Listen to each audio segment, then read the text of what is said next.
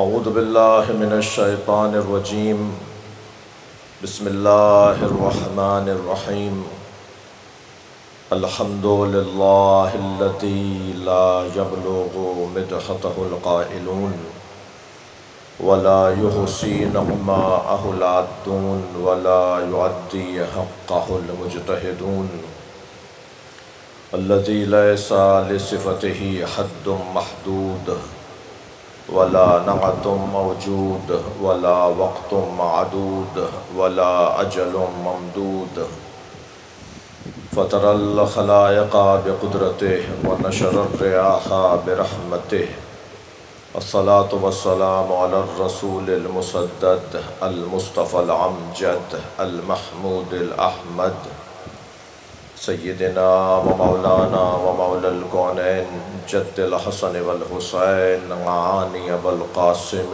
محمد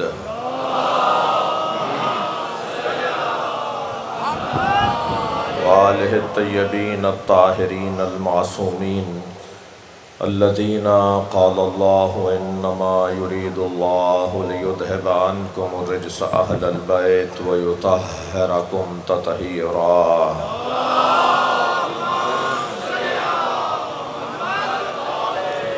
ولعنۃ اللہ علی اعدائہم اجمعین من یوم عداوتہم الی قیام یوم الدین اما بعد قال الحکیم فی قرآن الکریم بسم اللہ الرحمن الرحیم ولو اتبع الحق اہواءہم لفسدت السماوات والارض ومن فیہن صلوات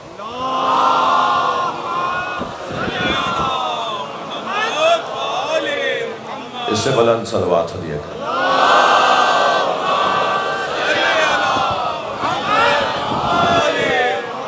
سورہ مبارکہ المومنون آیت نمبر 71 پروردگار عالم اپنے اس کلام میں حق کا تعارف کروا رہا ہے، حق کی علامت بیان کر رہا ہے، حق اپنی نشانی کے ساتھ رہتا ہے، حق اپنی علامتوں کے ساتھ جیتا ہے، حق کو یہ کہنا نہیں پڑتا کہ میں حق ہوں، بلکہ حق خود بتاتا ہے کہ وہ حق ہے، اس کی عادات بتائیں گی، اس کے صفات بتائیں گے، اس کے آثار بتائیں گے کہ حق آ گیا۔ اور جب حق اپنے جلوے کو، اپنی تجلی کو، اپنے ظہور کو اور اپنے روب کو ظاہر کرتا ہے تو وہ اکیلا بھی ہو تو لاکھوں پر غالب ہوتا ہے، وہ کسی پھٹے بوریے پر بھی بیٹھا ہو، وہ ٹوٹے جھلنگے پر بھی بیٹھا ہو، اس کی عبا میں بھی بے بند ہوں، اس کی جوتیوں میں بھی بند لگے ہوئے ہوں، وہ بظاہر ایک لاغر سے سواری پر سوار ہو مگر وہ اپنی جگہ مکمل لشکر ہوتا ہے۔ اس حق نے اپنا تعارف کچھ اس انداز سے کروایا کہ لو اجتمع العرب علی قتالی، حق پھر اپنی شان ایسے بیان کرتا ہے کہ اگر سارا عرب مجھے مارنے کے لیے جمع ہو جائے لما ولیت تو پشت دکھا کر نہیں جاؤں گا۔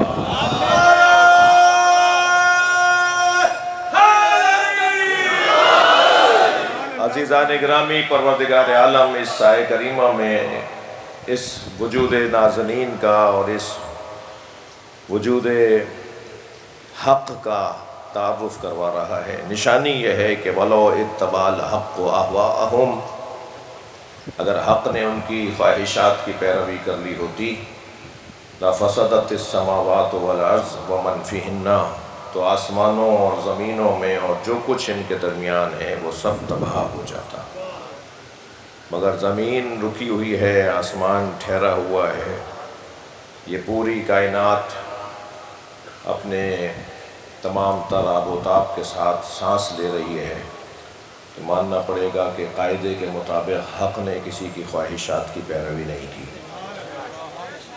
عزیزو، لولا الحجہ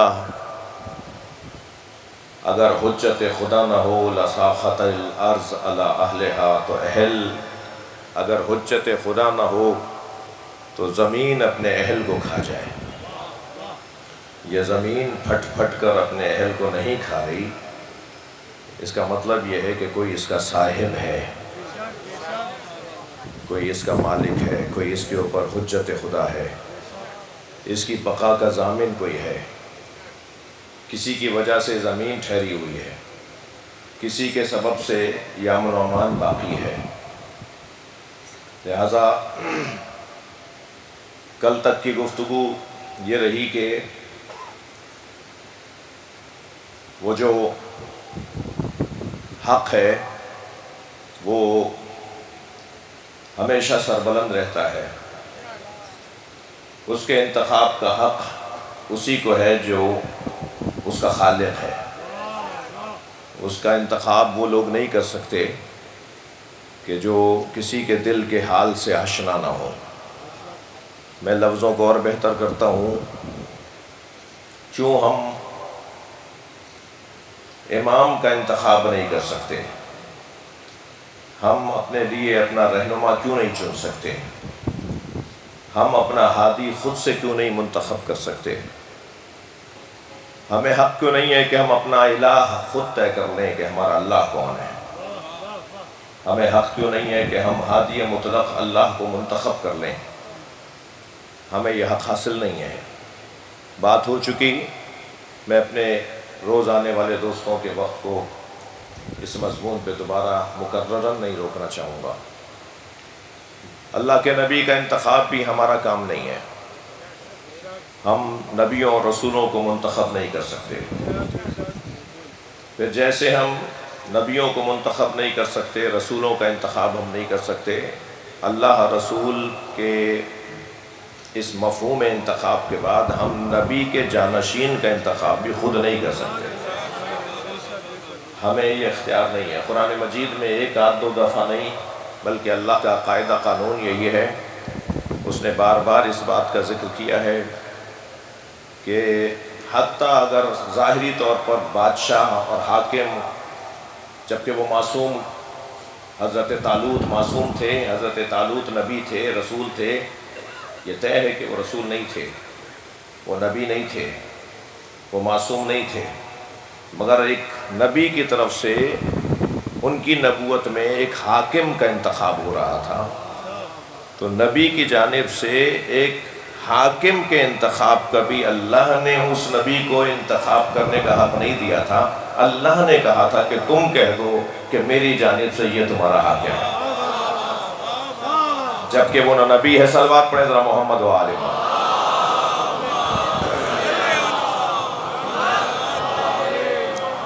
جہاں جہاں قال نبیہم، جب ان کے نبی نے ان سے کہا کہ قد جعل اللہ لکم طالوت ملکا، تمہارے لیے اللہ نے طالوت کو ملک قرار دیا ہے، تو انہوں نے کہا کہ نحن احق بالملک، ہم تو اس سے زیادہ بہتر حاکم ہو سکتے ہیں۔ تو جواب یہ نہیں آیا کہ تم بہتر ہو سکتے یا نہیں ہو سکتے، جواب یہ ہے کہ ان اللہ قد اصطفیٰ لکم، اللہ نے ان اللہ اصطفاہ لکم، اللہ نے اسے تمہارے لیے منتخب کر لیا ہے، اور جسے تمہارے لیے اللہ نے منتخب کیا ہے اللہ کے نزدیک زادہ بسطۃ فی العلم والجسم، اس کی صفت یہ ہے کہ وہ علم میں بھی تم سے زیادہ ہے اور جسمانی توانائی میں بھی تم سے زیادہ ہے۔ تو معیار اللہ کے نزدیک اگر کبھی کسی کے انتخاب کا بنے گا تو کم سے کم یہ دو چیزیں بنیں گی، ایک تو عالم ہونا چاہیے اور ایک جسمانی طور پر مضبوط ہونا چاہیے۔ جو علمی طور پر اپنے زمانے میں سب سے بڑا وجود ہو وہ حق رکھتا ہے کہ وہ لوگوں پر حکمرانی کرے، خاص طور پر جب نبی کی طرف سے اور اللہ کی طرف سے کوئی بنایا جا رہا ہو، عزیزان گرامی، اور یا جسمانی طور پر وہ مضبوط ہو۔ تو کل تک ہماری یہ بات بہت ہی روشن تھی، آپ محترم سننے والوں نے توجہ سے اس بات کو، اس مفہوم کو بہت تفصیل سے سنا۔ ارشاد ہو رہا ہے کہ من مات ولم یعرف امام زمانہ فقد مات میتۃ جاہلیہ، اس کو ذرا بہتر کیجئے بھائی. من ماتا ولم یعرف امام زمانہ فقط ماتا میتۃ جاہلیہ. جو مر جائے اور اپنے زمانے کے امام کی معرفت نہ رکھتا ہو، فقط ماتا میتۃ جاہلیہ، وہ گویا زمانہ جاہلیت میں مر گیا. زمانہ جاہلیت کیا ہے؟ اعلان نبوت سے پہلے. زمانہ جاہلیت کیا ہے؟ اعلان توحید سے پہلے. زمانہ جاہلیت کیا ہے؟ دعوت ذو العشیرہ سے پہلے. یعنی جس زمانے میں لوگوں میں یہ الجھن تھی کہ ہماری طرف اللہ کی طرف سے ہمارے لیے کون نبی رسول یا امام بنا کر بھیجا گیا ہے. دین ابراہیمی کا دور ہے، وہ بھی خاندانی طور پہ کچھ ہستیاں ہیں کہ جو دین ابراہیمی پہ عمل کر رہے ہیں. عموم جو ہے، عوام جو ہے، وہ جاہلیت کی زندگی گزار رہی ہے. جیسے حضرت جعفر طیار نے حبشہ نجاشی کے دربار میں جب خطبہ ارشاد فرمایا تھا تو فرمایا تھا کہ ہم کیسے رہ رہے تھے. اسلام کا تعارف جب انہوں نے کروایا، جب نجاشی نے ان سے پوچھا کہ اسلام کیا ہے، یہ جو آپ کے رسول نے پیغام آپ تک پہنچایا، یہ آخر اس کا تعارف کیا، یہ ہے کیا، اسلام ہے کیا؟ تو حضرت جعفر طیار نے فرمایا کہ اسلام ایک شفا بخش دوا کا نام ہے. صلوات پڑھیں ذرا محمد و آلہ.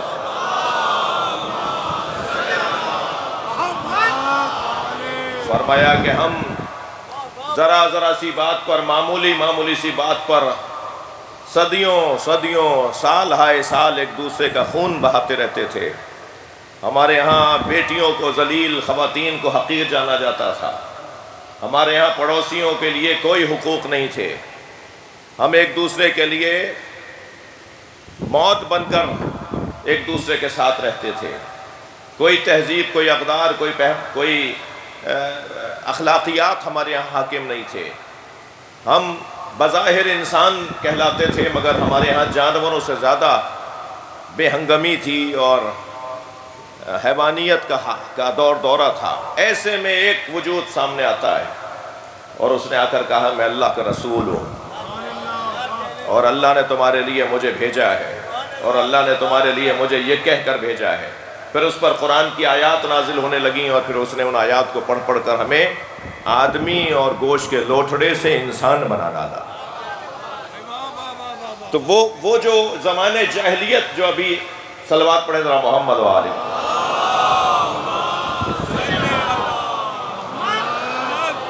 ایک اور بلند صلوات پڑھ لیں.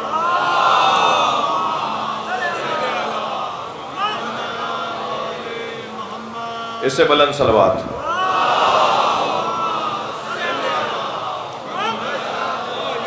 آپ اور بھی بلند پڑھ سکتے ہیں.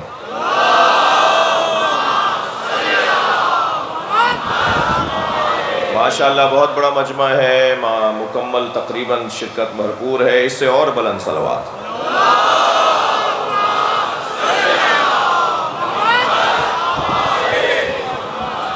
تو وہ جو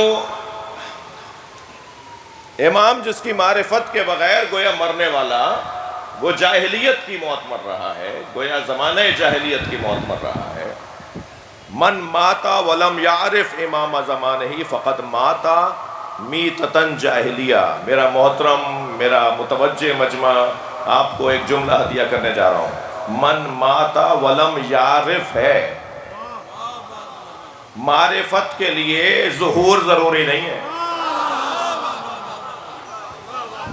جو آواز آتی ہے نا کہ صاحب معرفت پھر کیسے حاصل کرو گے جب وہ ہے ہی نہیں، تمہیں نظر نہیں آ رہے، تمہاری ملاقاتیں نہیں ہو رہی. معرفت کی بات ہو رہی ہے، زیارت کی بات نہیں ہو رہی. کتنے ہی لوگ تھے جنہیں زیارت ہوتی تھی مگر معرفت نہیں تھی، اور کتنے ہی لوگ ہیں جنہیں زیارت نہیں ہوتی مگر معرفت ہے.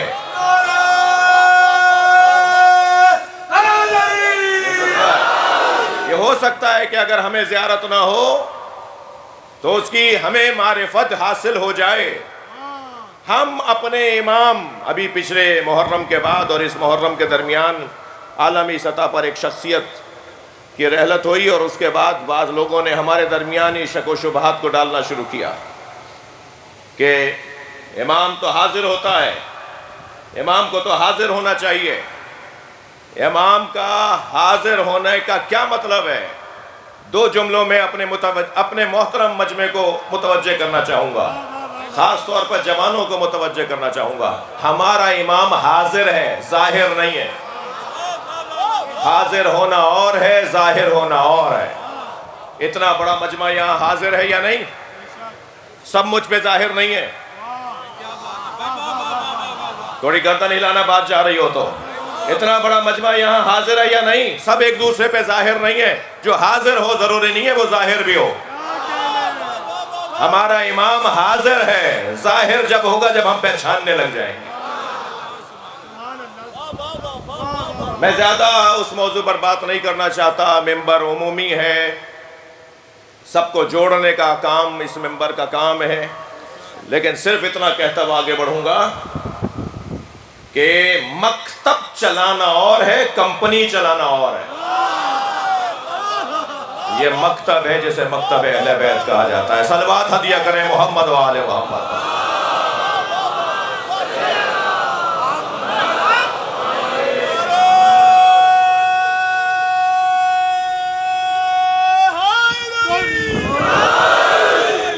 جی ابھی اعلان کر دیجئے کہ 10 لاکھ فیملیز کو ہر مہینے مثلاً 20,000 روپے مہینہ ملے گا 10 لاکھ فیملیز کو۔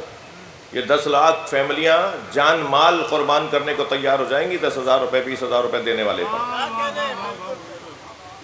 کمپنی اور ہے بھائی، تنخواہیں اور ہیں۔ صلوات پڑھیں ذرا محمد و آل محمد۔ اللہم صلی علی، اللہ کرے میری بات گئی ہو، اس سے بلند صلوات پڑھیں۔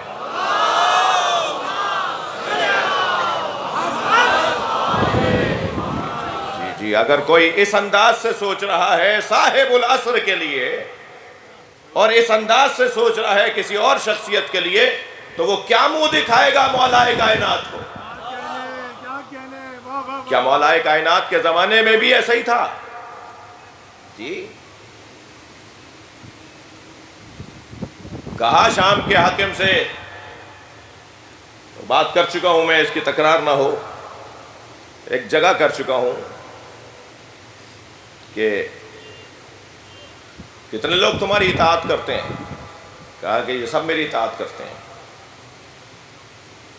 کہا کیسے طے ہوگا کہ تمہاری اطاعت کرتے ہیں؟ حکم نامہ جاری کر دیا کہ آج کے بعد، معاف کیجئے گا مجھے یہ تاریخ کا عجیب صفحہ ہے، آج کے بعد کدو ایک سبزی ہے، کدو کو قبلہ رخ لٹا کر اللہ اکبر کہہ کے چھری سے ذبح کر کے کھایا جائے گا۔ جب تک کہ کدو کو جانوروں کی طرح ذبح کر کے نہیں کھاؤ گے اس کا کھانا حرام ہے۔ سارے مملکت نے ایسا کرنا شروع کر دیا، اور جب سب جگہ ایسا ہونے لگا تو کہنے لگا دیکھو میری کتنی اطاعت ہوتی ہے۔ اور یہ خبر جب میرے مولا علی تک پہنچی تو حضرت نے فرمایا جیسے کدو تم پہلے کھاتے تھے ایسے ہی کھاؤ، مگر ہوشیار رہو کہیں شیطان تمہاری عقل کو ذبح نہ کر دے۔ بھائی صلوات پڑھیں ذرا محمد و آل محمد۔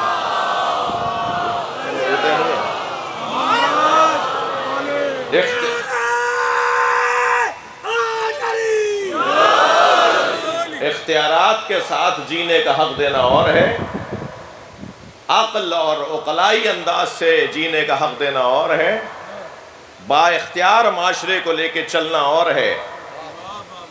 من ماتا ولم یعرف امام زمانہ فقط ماتا میتۃ جاہلیہ، جو مر جائے اور اپنے زمانے کے امام کی معرفت نہ رکھتا ہو وہ گویا جاہلیت کی موت مرا۔ جی بلائی مجمع ہے، فضائل کا مزاج رکھنے والا مجمع ہے۔ وَإِن لَمْ تَفْعَلْ فَمَا بَلَّغْتَ رِسَالَتَهُ، غدیر کے میدان میں اللہ نے اپنے حبیب سے کہا تھا اگر آپ نے یہ کام نہ کیا تو گویا ان تک آپ کی رسالت ہی نہیں پہنچی۔ یعنی جن تک یہ بات نہ پہنچے جو اب کہنے جا رہے ہیں سرکار، اگر یہ والی بات نہیں پہنچی، یہ بات نہیں پہنچائی، آپ نے یہ پورا عمل نہیں کر کے دکھایا تو گویا کیا ہوا؟ فما بلغت رسالتہ، گویا ان تک رسالت ہی نہیں پہنچی۔ اس آیہ کریمہ میں ایک پیغام تو یہ ہے کہ جن تک ولایت علی نہ پہنچے ان پہ رحم کھاؤ، ان پہ مہربانی کرو، ان سے محبت کرو، ان تک محمد الرسول اللہ پہنچاؤ۔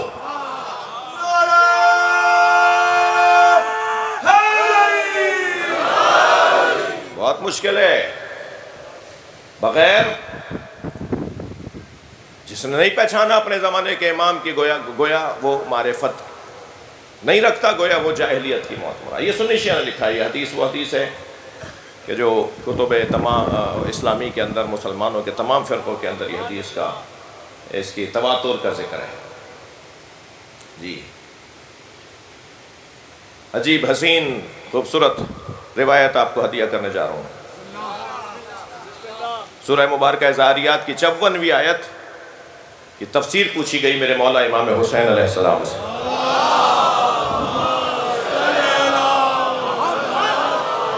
وَمَا خَلَقْتُ الْجِنَّ وَالْإِنسَ إِلَّا لِيَعْبُدُونَ. تھکے ہوئے تو نہیں ہے؟ سن رہا ہے میرا محترم مجمع؟ وَمَا خَلَقْتُ الْجِنَّ وَالْإِنسَ إِلَّا لِيَعْبُدُونَ. وَمَا خَلَقْتُ الْجِنَّ، اور نہیں خلق کیا میں نے جنوں کو، وَالْإِنسَ انسانوں کو، إِلَّا لِيَعْبُدُونَ مگر اس لیے خلق کیا کہ وہ عبادت کریں. یہ کتنی مشہور حدیث آیت ہے، کتنی مشہور آیت ہے سورہ ذاریات کی. وَمَا خَلَقْتُ الْجِنَّ وَالْإِنسَ إِلَّا لِيَعْبُدُونَ. اس آیت کی تفسیر پوچھی امام حسین کے اصحاب نے. روایت کہتی ہے کہ خرج الحسین علی اصحابہ. حضرت نے فرمایا کہ میں سب کو جمع کروں، میں کچھ خطاب کرنا چاہتا ہوں. جب سب جمع ہوئے تو حضرت نے پھر خطاب ارشاد فرمایا کہ ما خلق اللہ خلقا الا لیعرفوہ. اللہ نے کسی بھی مخلوق کو خلق نہیں کیا مگر اس لیے تاکہ وہ اللہ کی معرفت حاصل کرے. وما خلقت الجن والانس الا لیعبدون کی تفسیر فرما رہے ہیں امام حسین. ما خلقت خلقا ما خلق اللہ خلقا الا لیعرفوہ. اللہ نے کسی کو خلق نہیں کیا مگر اس لیے کہ وہ اللہ کی معرفت حاصل کرے. اذا عرفوہ، امام حسین فرما رہے ہیں اذا عرفوہ عبدوہ، جب وہ پہچان لیں گے تو اللہ کی عبادت بھی کریں گے. وَإِذَا عَبَدُوهُ اسْتَغْنُوا عَنْ عِبَادَتِ غَيْرِ اللَّهِ. اور جب وہ اللہ کی عبادت کرنے لگیں گے تو غیر خدا کی عبادت سے مستغنی ہو جائیں گے. قام رجل فقال بِأَبِي أَنْتَ وَأُمِّي يَا ابْنَ رسول اللہ. ان اصحاب میں سے ایک صحابی کھڑے ہو گئے اور آواز دے کر کہا میرے ماں باپ آپ پر فدا ہے فرزند رسول. فَبِمَا مَعْرِفَةُ اللَّهِ، معرفت اللہ کیسے ہوگی، اللہ کی معرفت کیسے حاصل ہوگی؟ تو حضرت نے فرمایا معرفتو. اب وہ جو مضمون ہمارا مضمون ہے اس کے اوپر استدلال کے طور پر میں یہ روایت لے کر آیا امام حسین کی. فرماتے ہیں معرفتو اہل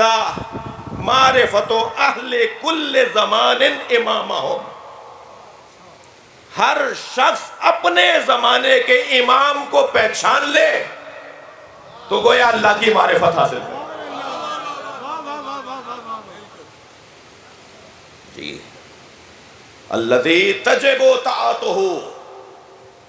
اب یہاں اپنے زمانے کے ہر شخص اپنے زمانے کے امام کو پہچان لے تو گویا اس نے اللہ کی معرفت حاصل کر لی. امام کو پہچاننے کا کیا مطلب ہے؟ پہلے امام علی علیہ السلام، دوسرے امام حسن علیہ السلام، تیسرے امام حسین علیہ السلام. اسے معرفت کہتے ہیں. 12 اماموں کے نام یاد کر لیے، کیا یہی کافی ہے؟ یہ معرفت نہیں ہے. الذی تجب طاعتہ.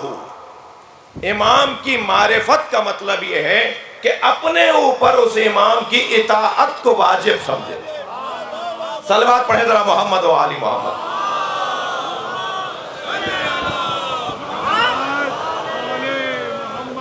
آپ نے کبھی غور فرمایا کہ امام کو، حجت خدا کو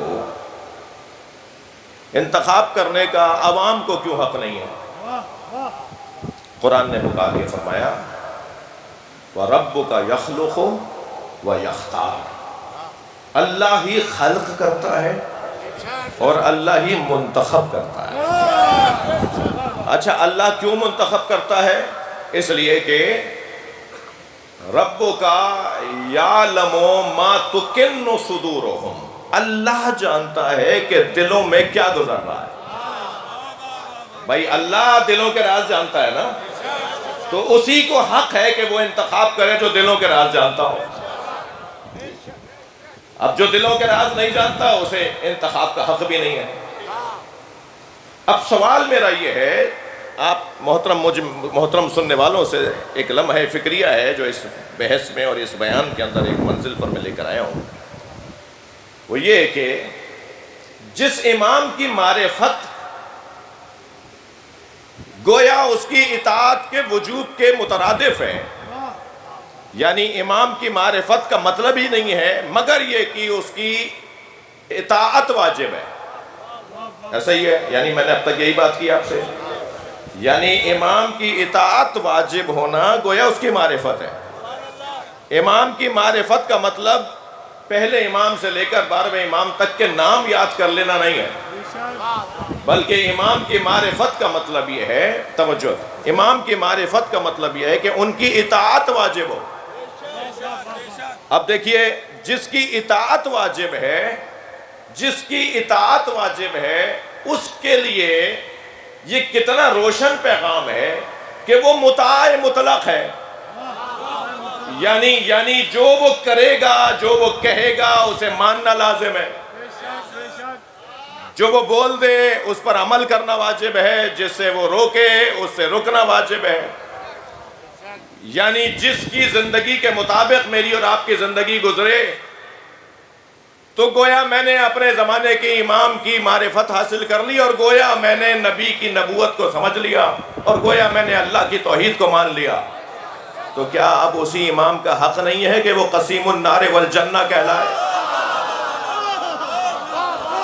کیا اب اسی امام کا حق نہیں ہے؟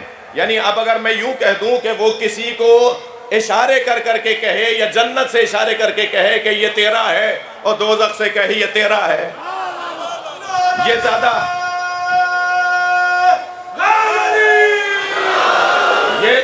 آسان کام ہے یا یہ زیادہ مشکل کام ہے کہ اس کی اطاعت کے ذریعے سے جنت کا راہی بنے، اس کی اطاعت کے نہ کرنے پر لوگ دوزخ کی طرف چلے جائیں؟ مجھے امام شافعی کے وہ 4 مصرے یاد آ رہے ہیں جس میں وہ فرماتے ہیں علی حبہ جنہ۔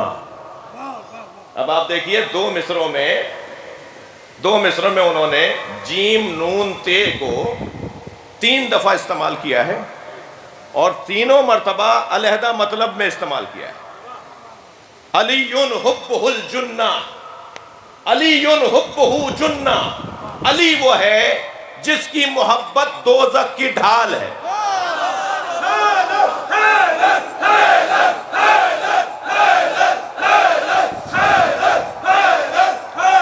علی حبہ جنہ، جس کی محبت، امام شافعی ہیں بھائی، ہاں 4 بڑے ہمارے بھائیوں کے بڑے ناموں میں ایک نام امام شافعی فرماتے ہیں علی وہ ہے کہ جس کی محبت جنہ یعنی ڈھال، سپر ہے، ڈھال ہے، اس تک دوزخ کی آگ نہیں پہنچے گی جس کے دل کا مالک علی ہو۔ علی حبہ جنہ قسیم النار والجنہ۔ بھئی یہ مصرے کے اس دوسرے حصے کی خاطر میں آپ کو 2 شعر سنا رہا ہوں، 2 مصرے سنا رہا ہوں۔ پہلے مصرے کے اندر فرماتے ہیں علی حبہ جنہ قسیم النار والجنہ۔ امام شافعی نے فرمایا ہے کہ علی جنت و دوزخ کا بانٹنے والا ہے، ان کی اطاعت کرو گے تو جنت، ان سے بغاوت کرو گے تو دوزخ۔ میرے مولا امام علی رضا علیہ السلام صلوات ہدیہ کریں مولا کی ذات۔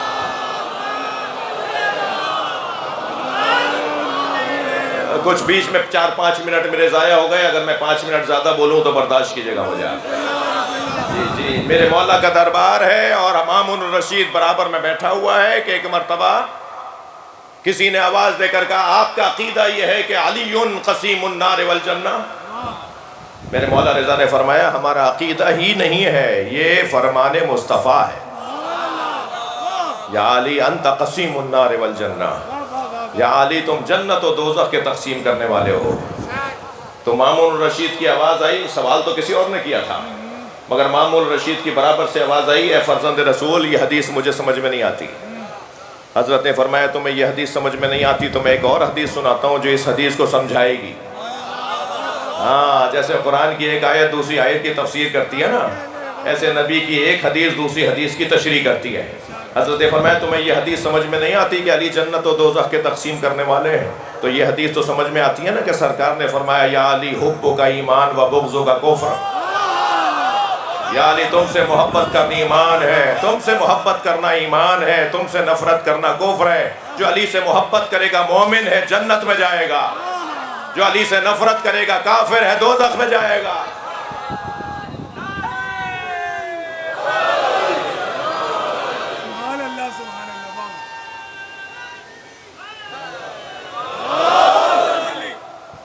توجہ کر لی؟ فرماتے ہیں علی حبہ جنہ قسیم النار والجنہ وسیع المصطفیٰ حقا امام الانس والجنہ۔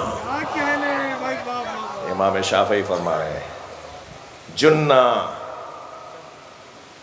جنہ اور جنہ، یہ شعری ذوق بھی ہے نا۔ جنہ یعنی ڈھال، جنہ یعنی جنت، جنہ یعنی جن، امام الانس والجنہ۔ علی وہ ہے جو انسانوں اور جنوں کا امام ہے، جو انسانوں اور جنوں کا امام ہو، جو قسیم النار والجنہ ہو، وہ ہے کہ جس کی اطاعت واجب ہے۔ وقت تنگ ہو گیا، گفتگو کل آگے بڑھے گی انشاءاللہ۔ علی کی بیٹیاں بھی علی ہیں، یہ سارا گھرانہ محمد ہے اور یہ سارا گھرانہ علی ہے۔ مولا علی کے بیٹے بھی علی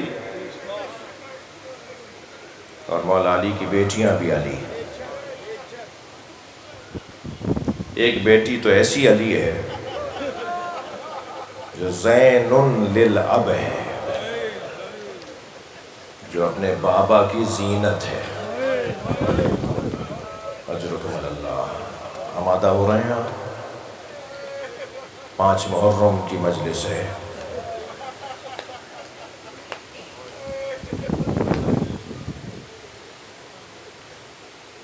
تین سال کا سن ہے جناب زینب کا۔ نبی روزانہ نماز فجر کے بعد در زہرا پر اہل بیت کو سلام کرنے آتے ہیں، السلام علیکم یا اہل بیت النبوہ، اور کوئی نہ کوئی دروازہ کھولتا ہے اور نبی کا استقبال کرتا ہے۔ آج کیا ہوا؟ دروازہ کھلا تو زینب کھڑی تھی۔ بی بی کی عمر اس وقت 3 سال ہے۔ دروازہ کھلا، سامنے زینب کو دیکھا، پیشانی کا بوسہ دیا، فرمایا بیٹا زینب تم دروازے پہ کیوں آئی ہو؟ کہ نانا اماں زہرا نے کہا ہے جا کے نانا کا استقبال کرو، میں نے رات کو خواب دیکھا ہے، میں نانا اماں سے تعبیر پوچھ رہی تھی تو اماں نے فرمایا نانا آنے والے ہیں، نانا تعبیر بتائیں گے۔ نبی سامنے بیٹھ گئے، زینب میری لال بتاؤ تم نے کیا دیکھا ہے؟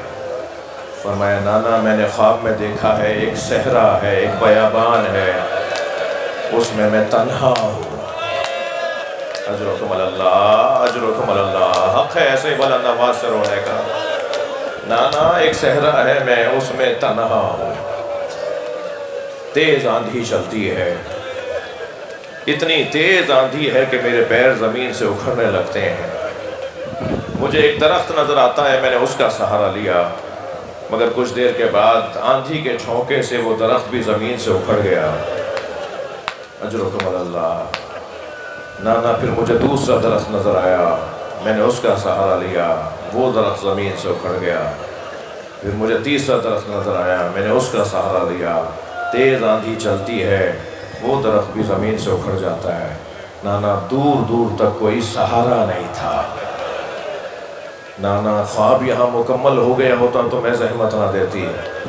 تیز آندھی چل رہی تھی، میرے سر سے چادر اتر گئی۔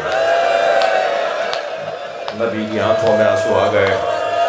فرمایا زینب تمہارے 3 سہارے ہیں، تمہارا بابا علی تمہارا سہارا، تمہارا بھائی حسن تمہارا سہارا، تمہارا بھائی حسین تمہارا سہارا۔ زینب ایک بیابان ہوگا جسے کربلا کہتے ہیں، وہاں تمہارے سر سے چادر اتر جائے گی۔ رونے والوں میں آپ سے پوچھ لوں، جس زینب کے عباس جیسا بھائی ہو، اللہ آپ کو شام لے جائے، اللہ شام کے حالات میں بھی بہتری عطا فرمائے۔ جو وہاں عزاداری میں مسائل ہیں، اللہ ان عزاداروں کی غیب سے مدد فرمائے، مسلمانوں کو ہوش عطا فرمائے، سمجھداری عطا فرمائے۔ چلیے کچھ دیر کے لیے شام میرے ساتھ چلیے، اپنے ذہنوں کو لے چلیے۔ وہاں 2 بیویوں کے مزار ہیں نا، ایک جناب زینب کا مزار ہے اور ایک 4 سالہ بچی کا مزار ہے، جو امام حسین کے سینے پہ سوتی تھی تو اسے نیند آتی تھی۔ دونوں بیویوں کو سلام کرنے جائیں گے نا آپ انشاءاللہ۔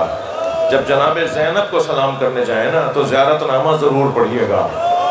زیارت نامے کے پہلے صفوں پہ لکھا ہوا ہے، سلام ہو اس بیوی پر جسے 11 محرم کو بے کجاوہ اونٹ پر بٹھایا جانے لگا تو اس نے نہر کی طرف رخ کر کے آواز دی، عباس تم نے مجھے مدینے میں سوار کیا تھا، اب زینب ہے، اجرکم اللہ، اجرکم اللہ، کہ جسے کوئی کربلا میں سوار کروانے والا نہیں۔ بڑا جگر ہے اس بی بی کا۔ اس بی بی کے لقبوں میں ایک لقب ہے مصیبتوں کا کعبہ۔ جس کے گرد مصیبتیں طواف کر رہی ہو نا، اسے کہتے ہیں زینب کبریٰ۔ اللہ آپ کو اس کا اجر عطا فرمائے۔ اس بی بی کے پاس تو بہت کمائی ہے، سارے بچے اسی بی بی کے بچے ہیں۔ علی اکبر کو بھی تو اسی نے پالا ہے، عباس کے لیے بھی تو یہی سہارا اور یہی مربیہ ہے، یہی ماں بن کے رہی ہے نا۔ لیکن عزاداروں میرا دل کہہ رہا ہے کچھ دیر میرے ساتھ آ جائیے۔ 2 بچوں کا ماتم ہے، ایک کون کہتے ہیں، ایک کو محمد۔ دونوں شہزادوں کو میری بیوی نے تیار کر کے روانہ کیا، جاؤ جا کے ماموں پہ جان قربان کر دو۔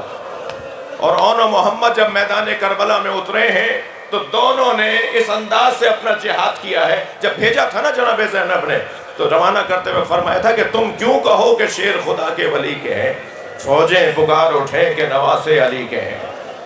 وہ لوگ بولیں کہ یہ کون آئے ہیں، انہیں پتہ چلنا چاہیے تمہاری تلوار سے کہ تم علی کے نواسے ہو۔